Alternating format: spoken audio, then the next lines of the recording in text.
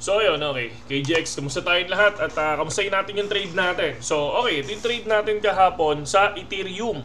Kung titignan natin, yung trade natin kahapon is nasa 26% profit na yan. Okay? So ito yung sa Telegram natin at sinabi na natin dito is mag-take profit na, no? So sa mga sumubok, sa mga sumabay, no? Pero ako, tulad ng sinabi ko sa inyo, no? Gusto ko mag-practice. Practice lang yung ginagawa natin, mga kapatid. Pero yan, katulad niyan, after nito, itong mismong nag-TP ng 408. Okay? 2408, no? And then sabi ko, we'll try na mag-set ulit ng another trade. Pero ito, sa BTC, kung sumabay, wala, cut loss. Kasi kung titingnan natin, from 173, no? 173 to 175. So napaka-ikli lang, no? Napaka-nipis lang ng olat diyan. I think wala pang 10%, okay? So wala pang 10% diyan. Pero kung titingnan natin, yung trade natin sa BTC, kung titingnan natin, eto siya. Olat dito, and then sabi ko, we'll try na tingnan natin yung isang resistance. Taasan yung resistance, doon ako mag-cut loss. Kunyari, pumasok ako ng 107.8, ang cut loss ko nito ay 108.8. So, pero times 25 or times 15 lang yung trading. So, ngayon, so far, kung titingnan natin yung trading natin for the future, so ito siya ngayon, 23% for BTC. Barya-barya lang, no? Yan. 23% for BTC, 1 to 7, and 39% for Ethereum. Nasa 2,159. So, yan lang yung ginawa natin. So far, sabi ko nga sa inyo, 20% is good para mag-TP. Diba? Para, sabi ko nga sa inyo, hindi ko inahangad yung yung sobrang taas. No? 100%, something na ganyan. 20% TP na tayo dyan. Ako, ito, titingnan ko lang kung hanggang saan ang ibababa. Pero ang gagawin ko dito, ang liquidation ko na dito, kung saan ako pumasok. 2509. Okay? 2509. Pero dito, kung titingnan natin, is pwede mo na siyang i-off. Diba? 2149 na yan and 12. Total off na sa 3,400 na yan. Okay? 3,400 na yan. Masarap na ulam na bukas yan, mga kapatid. No? Ganun lang tayo mag-trading. So ako, ang inaano ko lang muna, hindi ako basta-basta pumapasok tulad ng sinasabi ko sa inyo. Practice lang kapag nakakita ko ng best opportunity. Ayun yun. Kasi ang ginagawa ko dito, mga kapatid, no?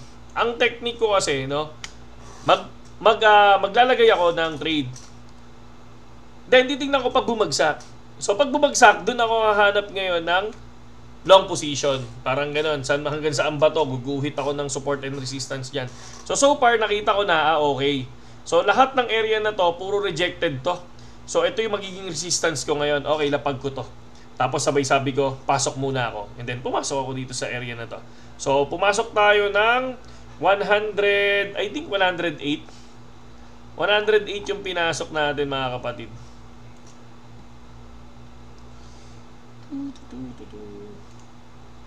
108. I think 108. Ayun o, 108.1, okay? Tapos dito, 2509. So far, nandito pa lang siya sa 244. Pero sa nakikita ko naman, no, sa nakikita natin, balik tayo sa spot natin, mga kapatid. Doon ako, yan di sa mouse natin. Balik tayo sa spot trading. BTC, so susubukan lang natin yan. Short position lang tayo. Ako lang pala, no? Hindi to financial advice, mga kapatid, So, sabi ko sa inyo, mag-practice lang ngayon, no? And then, meron dummy coin. So far, take profit 106. So, and then, dito sa Ethereum natin, possible, once ma-break tong area na to, si 243, baka bumaba pa to hanggang 2380. Parang sa 2380. So, good TP na ang 2380, I think, no? Good TP na yan. Kung kukunin. Pero yan, syempre, good TP na yan, no? So far, dito tayo pumasok sa area na to nung nakita nating rejected. Nung nakita ko rejected, okay, sige, pasok ako. So ito yung sinet natin kahapon, mga kapatid.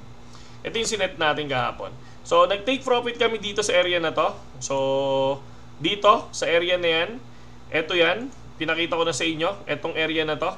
So nakapag-take profit na kami yan sa 24080. Pumasok tayo ng 24445 or 25 something yan, 24554, parang ganun siya, no?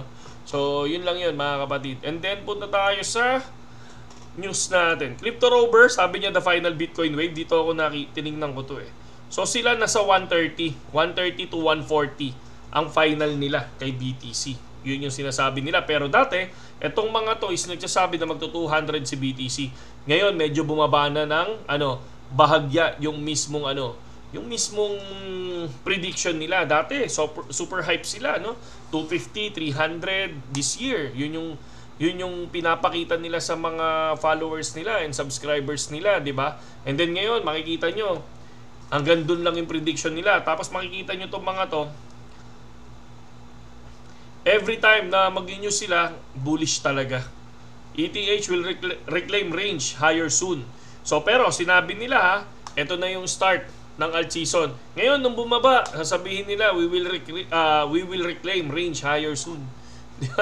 So ang dami nilang mga sinasabi na dapat ako, tulad ng sinabi ko sa inyo, mas maganda kayo na lang gumawa ng sarili nyong sarili nyong news, 'di ba? Ay sarili nyong research kasi 'di ba naalala nyo nung nagkaroon ng gera, sabi natin, I think may war, possible, tumaas ang oil, bumagsak ang crypto, aangat ang gold or aangat ang USDT. So bumagsak talaga, 'di ba? Nakita niyo nag-97.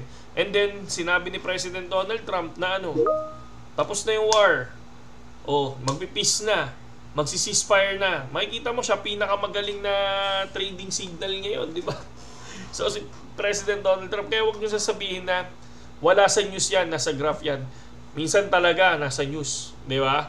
So minsan ang nangyayari, tulad ng sinabi ko sa inyo, nag-collapse FTX o bumagsak. Di ba before? Tumigil ang printing ng money ng Fed, bumagsak.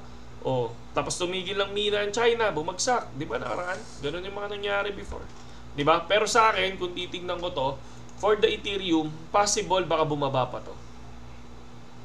Okay? Not financial advice. Again. Okay? Pero nakita ko, ang daming gustong pumasok sa Telegram natin. Ito. Hello, si Idol.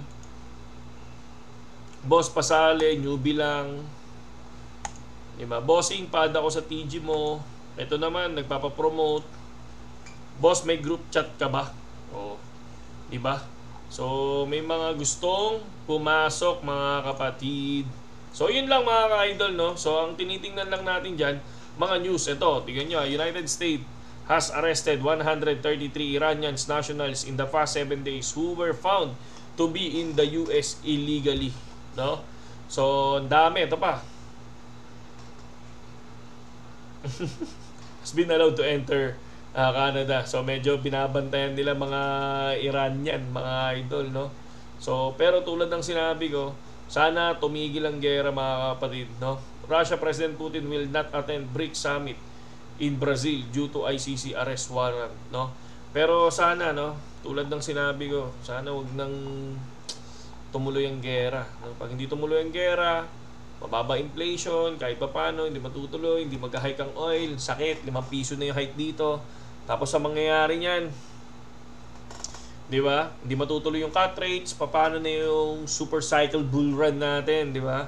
Yun yung sinasabi nila. Pero ako, again, sinabi ko niyan, 112 to 120 lang ang tingin ko, no? Tingin ko kung aangat pa si BTC, doon lang sa range na nakikita ko, mga idol. And then, naka-ready ako doon for short position. No, yun yung gagawin ko, mga kapatid. Okay? Yun lang naman, KGX, yung mga news natin, nakikita ko lang, nag-iiba na yung pananaw ng iba, no? So, tapos huwag kayong masyadong puro breaking, party considering establishing strategic Bitcoin reserve. So, titingnan natin, kailan to, di ba? Ibig sabihin, kung bibili sila ng Bitcoin, bibili ba sila ng masyado nang mataas, di ba? So, isip-isip din tayo kung ganun ba talaga. O, ito naman, liquidity, gusto niya 1 hour ago. So, magwa 111 daw si BTC, di ba? Yan yung sinasabi ng hula, mga kapatid. Uy, si Ma'am Gracie. Okay? So, yun lang mga kapatid. At sana wag lang tayo tumingin sa lower time frame. Ako, titingin ako mga kapatid sa higher time frame. Ito. So, kung titingnan natin sa 1 day time frame, yes. Kung titingnan nyo yung 1 day time frame,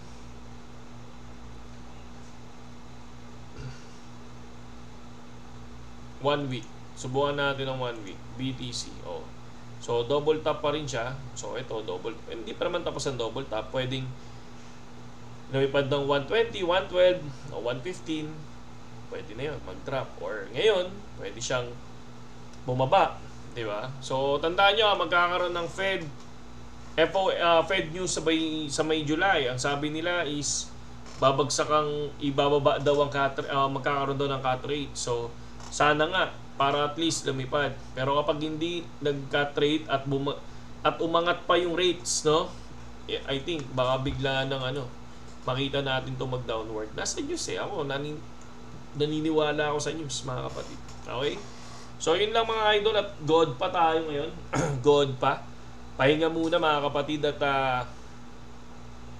mustahin natin yung trading natin. Buhay pa naman. So, 40%, 24%, pwede na, di ba? So, pwede ka nang mag-close dyan. Okay? Saludo sa inyo lahat, KGX. Magandang gabi sa inyo lahat.